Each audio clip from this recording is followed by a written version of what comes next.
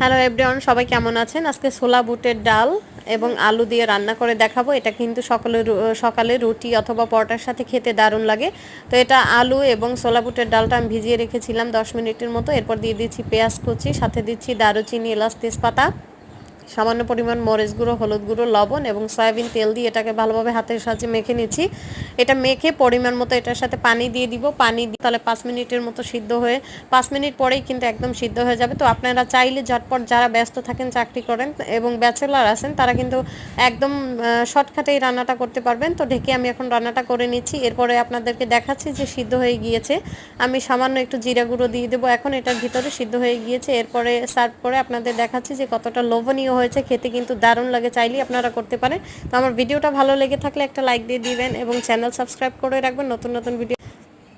তো ধন্যবাদ সবাইকে ভিডিওটি দেখার জন্য। সবাই ভালো থাকবেন, সুস্থ থাকবেন। আজকে এ পর্যন্ত।